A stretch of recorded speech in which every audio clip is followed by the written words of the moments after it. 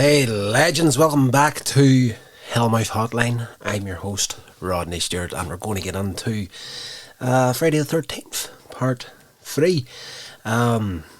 This one here for me was alright. These movies, I kind of recall them, and I remember bits and pieces of them, but I was never a massive fan of the Friday the 13th movies. I'm more the Freddy Krueger sort of fan, but you know, these are connected to Nightmare on Elm Street. We eventually get Freddy versus Jason, so I wanted to get into these here before we get to that. So part 3 here, as I did say in the last couple of reviews in the series of movies, it took a while for them to settle on the style of Jason. Now, a lot of us think of Jason, you think of that mask, and it wasn't until this movie where he actually gets the mask, and I was fully convinced it was part 2, but it's not, it's part 3, and yes, it is. There's no shock here, you know, you don't sit down to watch a Friday the 13th movie and expect it to be you know, classical theatre or anything like that. It's just, it is horror bubblegum for the brain at its finest. This one here, pretty much the standard formula once again. You know, people head off to camp for the weekend, they come across Jason and he wrecks all around them, kills people. It's just, it does exactly what it says in the tin. So this one here follows the event of the night before. A badly injured and unmasked Jason, he goes to the store at a lakefront, you gotta change of clothes and whatnot, and he murders the owners of the store, Harold and his wife Edna, and Chris Higgins and his group of friends. They're heading off to Higgins Haven, or Horror, sorry, they're heading off to her old home on Crystal Lake, Higgins Haven, to spend the weekend. The gang includes a pregnant Debbie, her boyfriend Andy, a prankster called Shelley, and this is the guy that eventually, he has this mask with him to scare people. That's his thing. He's a nerd, he's a geek. He's got a blind date, Vera, who's there as well, but she, you know, just, she likes him as a friend, essentially, in this movie, more or less. It's just your basic, you know, the sort of thing that would happen to me. It's just like, the hot girl doesn't want me. But it is what it is, and there's a couple of stoners there, Chuck and Chili. And after running to a man named Abel, he turns up once again. You're all doomed. Of course, he lands in the middle of it, and he goes through his whole spiel of what we've seen him doing before. And he gets killed in this movie. Yes, these guys, they meet Chris' boyfriend Rick at the destination. At a convenience store, Shelley and Vera get into a confrontation with a couple of bikers, Ali, Fox and Logo. Shelley gets into the car and accidentally knocks down their motorbikes, impressing Vera. He impresses Vera by doing this. I should really make my notes a bit clearer. Like, I wrote down their names, but I can't recall what some of the characters' faces are to the names, so forgive me if I trip over my own feet here and there during this little chat. Yeah, the biker's unhappy, so later on they show up at Higgins Haven. They pump the fuel out of the gang's van and attempt to burn down the barn on the property to get back at them for wrecking the motorbikes. Yeah, Jason, of course, he's hiding in the barn and he murders Fox and Logo with a pitchfork before beating Ali unconscious. And that night, of course, Chris and Rick head out into the woods. Chris reveals that she was attacked by a deformed man 2 years prior. So we're getting into the usual storyline about, something happened to me here once, and it might happen again. I'm afraid, I'm terrified. And for some weird reason, in these movies, like, there's a certain point where somebody does something so stupid that you're just thinking, alright, Jason gets hold of you. You deserve all you get. But, yes, they're having a chat out here, and his car sitting there with the engine turned off and the headlights turned on. So, of course, when he goes to start the car, it won't start for him. So, yeah, that's it. She's talking about this attack by a deformed man, which prompted her to leave Crystal Lake in the first place. And the main reason she's returned is to confront her fears and escape whatever trauma she's going through. But back at the house in Higgins Haven, Shelley scares Vera with a hockey mask. The hockey mask makes its appearance in this guy, and she's not happy. She disappears off out, and he wanders off into the barn where he gets his throat slashed by Jason. I was going to say Freddy there, but no, Freddy's not in this movie. Jason is. Jason takes the mask, puts it on to conceal his face. Of course, this is what we know him as. The first time, right about halfway through this movie, you see Jason and the mask for the first time. He emerges from the barn, and Vera, who still has Shelley's wallet on her, manages to drop it under the dock, and she jumps in, well, doesn't jump in, she wades into the water to get it, and she's like, Shelley, I've found your wallet, at which point she's shot through the eye with a spear gun by our Jason. Jason goes into the house, and slices in half half-stand Andy with a machete. Handstand. My handwriting is brittle. I used to get prizes and awards for it back in primary school. I have genuinely beautiful handwriting. Has to be said. I'm going to blow a lot of sunshine up my own ass about my handwriting. It's flipping fantastic. But when I'm in a panic, it's terrible. It's that bad. You would think I was a doctor. But yeah, it is what it is. This guy, he's walking about the house doing a handstand. And Jason takes into him and sort of slices him down the middle with a machete. His girlfriend Debbie, she's in the shower, and she's resting in a hammock, and not knowing that Jason is in below it, so he thrusts a knife up through her chest. Power goes out in the house. Chuck goes down the stairs to the basement, only for Jason to hurl him into the fuse box, electrocuting him. Chili finds that everyone else is dead, and is then impaled with a hot fire poker. Yeah, so, Jason just goes to town on everybody in this movie. And, Rick's car, of course, dies because the clown had it turned off with the headlights left on. And Chris and Rick are forced to walk back to the house, only to find it sort of in pieces, untidy, and nobody's there. Rick steps outside to search the grounds. But of course, Jason pops up once again, crushes a skull, which is a fairly good effect in this movie. He makes one of his eyes pop out of its sockets. Yeah, it's getting into the territory of, bit of a better budget here. We're going to try and make it a little bit more gorier. But for me, some of the stuff as gory as it is in this movie, I don't think it was just quite as good as the previous two.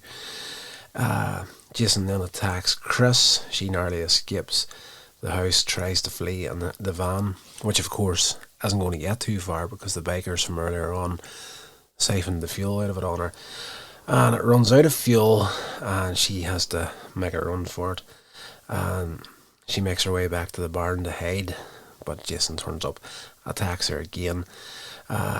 Chris strikes Jason over the head with a shovel and manages to hang him And one of the beggars actually makes another appearance. He got knocked the heck out earlier on. He comes back again for Jason, and yeah, gets taken out. Jason is hung from the barn essentially at the end of it, but he regains consciousness and temporarily removes his mask in order to get free from the noose, which causes Chris to recognise him as the same man who attacked her 2 years prior. A still living Ali tries to attack Jason, but Jason quickly finishes him off. That's one of the beggars I was just talking about there. This distraction allows Chris to strike Jason in the head with an axe, and he staggers momentarily towards her before finally collapsing. Exhausted, Chris pushes a canoe out into the lake. Again, kind of mirroring the end of that first movie, and falls asleep on it. She has nightmares of an unmasked Jason running towards her from the house before disappearing, which then turns into the decomposing body of Pamela Voorhees with her head attached, emerging from the lake. My English is terrible here. I'm just reading that back and it just doesn't make any sense to my head whatsoever. Yeah, so at the end of that first movie, whenever the Jason pops up out of the water at the end of the movie, at this time it's the mother comes up in this movie and tries to pull her in. The following morning, the police arrive and escort a traumatised Chris away from Higgins Haven. She's completely doolally at the end of the movie, driven insane by what's happened here. Jason's body is then shown still to be lying in the barn, and it goes and it shows the lake, and it's nice and calm at the end of it. So, you know, it is what it is. I get the feeling watching these movies that every time they made one, they were making it with the thought that it might be the last one, but they kind of left the door open there just in case. You know, all three of these movies could quite have easily been the last one. They just left it at that. But they do leave that little back door open in there. But yeah, you think Jason's dead at the end of this movie, which, yeah, never really is the case. So some of the other information I've got here about the movie is, you know, your basic budget, whatnot, 2.2 million budget, and it made 32.7 million at the box office. So they were popular movies, and they still are now, 30 odd years later. This came out in August 13th, 1982. Yeah, it was theatrically released in 3D. Now, forgive me, it wasn't until I actually read that right now that it just all started coming back to me, because in all fairness, I was intending to get this podcast out last week. Busy week. Didn't get it done. But I had watched it the weekend prior. So it's been 2 weeks now since I actually watched it. And this movie here is full of examples of people doing stuff, playing up to the camera to enhance that 3D effect. And it's like, you know, somebody would lift a pole or something and like, oh, what an amazing pole. And they'd like hold it towards the camera and whatnot. And you stupid stuff to get there. Yeah, but the 3D back in the day, I didn't actually get a chance to witness it in cinemas and whatnot. But yeah, I think the only thing I did try to check out as far as 3D went was that death sequence in Freddy's Dead, or that whole sequence there. It was supposed to be enhanced by the 3D, but it was on television whenever I tried it, so it didn't look that well on TV. But you know, maybe in the cinema might have worked better. I don't know. 3D kind of appeared and died a fairly swift death back in the 80s. And you know, in all fairness, these days, like that, I can't recall the last time I heard someone talking about 3D these days, and like 3D was working. But yeah. Anyway, it's the only film in the series to be released in 3D. I can believe that. Like, I think the film suffers for it. I really think the film suffers for it in a major way. It was intended to be the end of the series as a trilogy. Wow. So there's a bit of truth there. like I'm literally checking out some of the notes here that I'm getting on Wikipedia. But that stuff can be accurate and it could be inaccurate as well, or inaccurate, whatever that big word is. Too late in the day for me to say things. But yeah, it was intended to end the series as a trilogy, which makes sense, seeing Jason's body the way it was at the end of the movie. However, unlike many of its successors, the film did not include the moniker and its title indicated as such. The film was released, and I just heard it myself there. Some people have kind of point out the way people in Northern Ireland say film. It's like FALUM. It's like film. It's weird the way we say it. So I just heard it now. It was released August 13th, 82, grossing 36.7 million at the US box office on a budget of 2.2 million. Received negative reviews from the critics. I can believe that. It was the first film to remove E.T. from the #1 box office spot and became the second highest growing horror film of 1982 behind Poltergeist. That's one we need to do in this show at some point. It has the third most attendance for Friday the 13th franchise and approximately a mess load of tickets sold. It was followed by Friday the 13th for the final chapter. So we're going to have to get into that next week. The opening of the thing here, it had a kind of like a tie-in to the previous movie a wee bit. The original storyline for this movie was, hold on, I just got sidetracked in our little note there. This is interesting. The original storyline for Friday the 13th Part 3 was supposed to focus on a post-traumatic Gina Field who began learning self-defense and returned to college after surviving her ordeal in the previous movie. After finding Paul's corpse inside her dormitory, she prepares to track down Jason and face him in a final confrontation. However, this concept was abandoned when Amy Steele declined to reprise her role. So there you go, some interesting information on Friday the 13th Part 3. But, for me, I'm enjoying them. Like, don't get me wrong, I'm not a huge fan of this series. But it is what it is. We started off with The Nightmare on Elm Street, and obviously we're going to have to do these movies before we do the Freddy versus Jason movie. But I'm going to make my way through these here, and it's just an education for me. It really is. Classic movies that there's a lot of love for in the horror world. But it has to be said too that I'm not the biggest horror fan on the face of the planet, and as part of the reason why I started this podcast was to get myself to delve deeper into horror movies and whatnot, because these sorts of ones that were, let's just say, more adult in a way.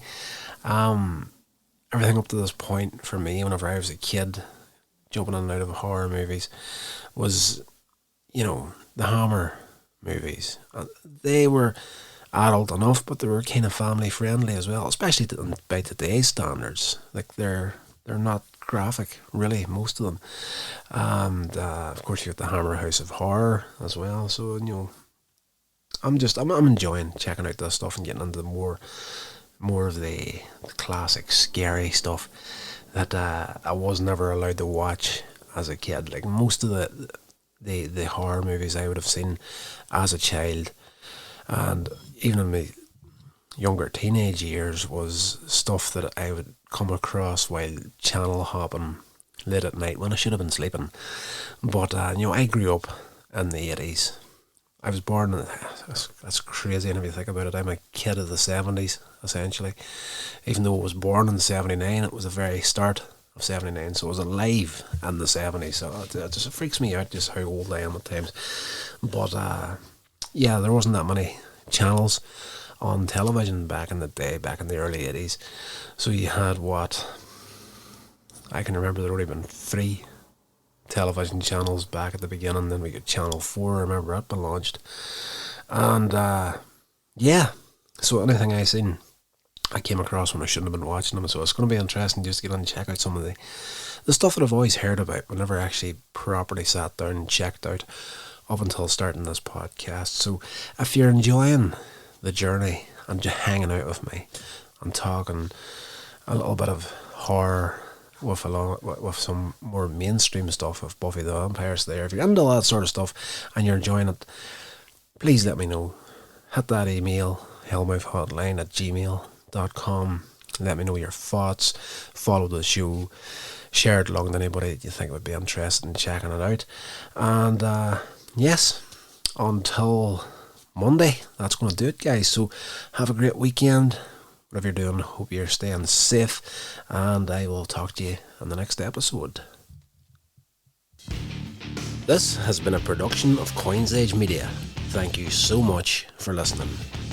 That was a bit of a big gap before I hit that outro, so let's try it again. I'll talk to you on Monday, guys. Stay safe. This has been a production of Coins Age Media. Thank you so much for listening. That was better.